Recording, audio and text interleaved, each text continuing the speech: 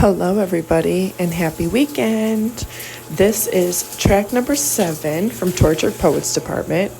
It is titled Fresh Out the Slammer. Now, pretty baby, I'm running back home to you. Fresh out the slammer. I know who my first call will be to. Fresh out the slammer. Another summer, taking cover, rolling thunder. He don't understand me. Splintered back in winter, silent dinners, bitter.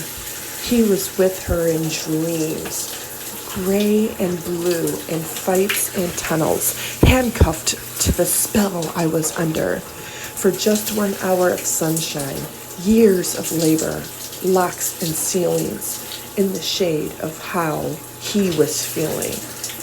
But it's gonna be all right. I did my time. Now, pretty baby, I'm running back home to you. Fresh out the slammer. I know who my first call will be to. Fresh out the slammer. Camera flashes, welcome bashes, get the matches, toss the ashes off the ledge. As I said in my letters, now that I know better, I will never lose my baby again. My friends tried, but I wouldn't hear it. Watched me daily, disappearing for just one glimpse of his smile. All those nights you kept me going, swirled you into all of my poems. Now we're at the starting line. I did my time. Now, pretty baby, I'm running to the house where you still laid up, and the port light that gleams, to the one who says, I'm the girl of his American dreams.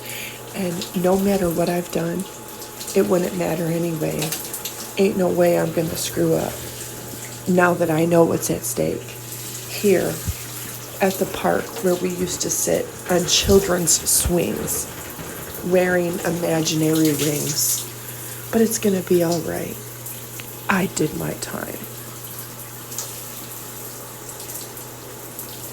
Another cliche, stereotypical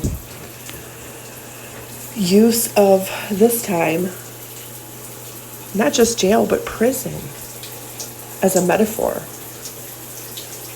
for feeling trapped in a relationship. So if you feel trapped in a relationship, why are you running back home to him? If you feel trapped in a relationship, why is your first call going to be to him? If it was all fights and handcuffs and feeling trapped,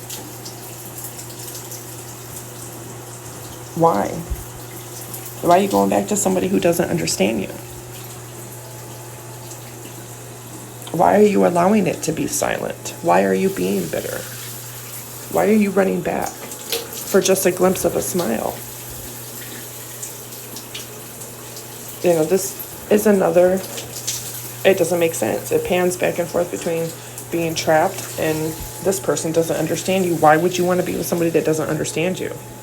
Why did you even become exclusive with somebody or spend that much time with somebody who doesn't understand you? And you don't understand him apparently either, because nothing of this is about him other than how you run back to him. You're not going to lose him again. How he makes you feel. And how you would do anything for his smile and even ignore your friends and what everybody says. And that you did your time. You know, the jail metaphor for this relationship and being in prison versus, you know, feeling trapped in prison in a relationship. But I don't see how. How is any of this? This pans back and forth between a dying relationship and her trying to hold on to it and her being with somebody that is not fighting for the relationship in the same way. But it doesn't make sense because those two things are contradictory. And yeah, this may come across as poetic, but this is not very streamlined and not very good for a poem. Poetic type of song. Because, like, again, she always relates summer to, like, the best parts of a relationship. Like, relationship starting, being able to travel, do more together in the summer, enjoying the summer, the weather, all of it.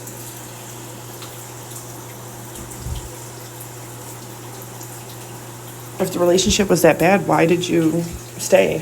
Why did you continue? Sounds to me like she's also referencing the ring thing again. I think Taylor Swift secretly is very insecure.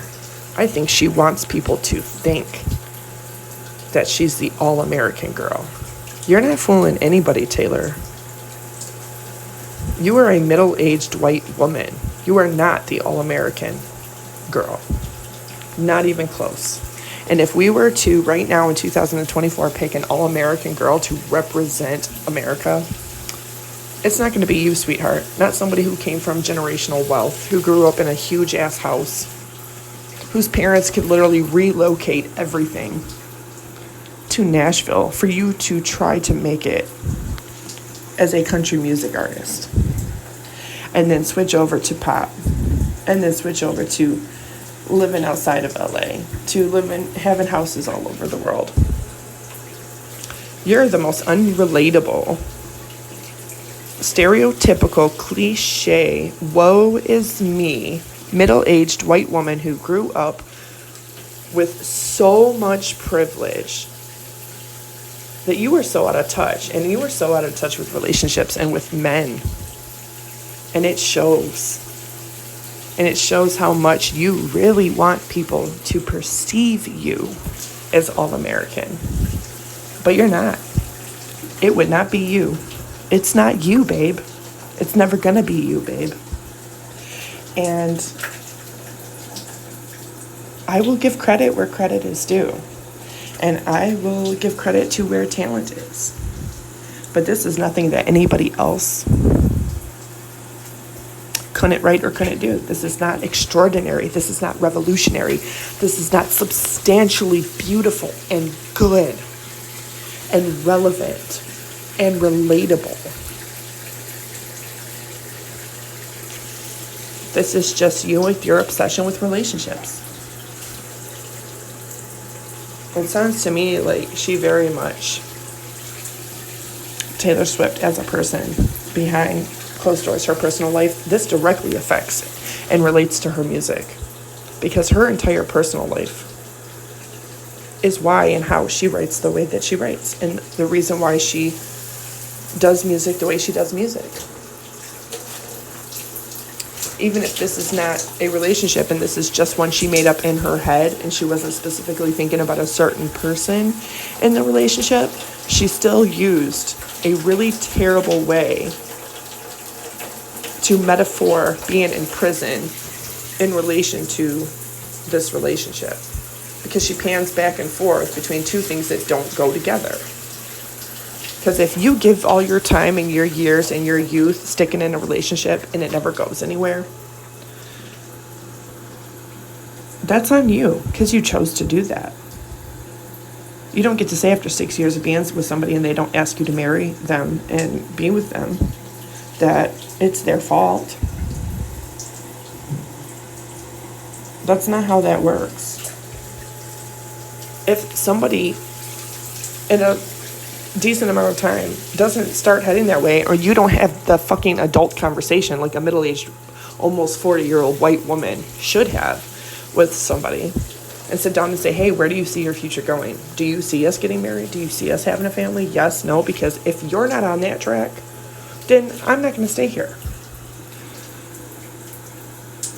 All of this obsession, this psychological and pathological obsession with the being in love and wanting to feel like you're in love.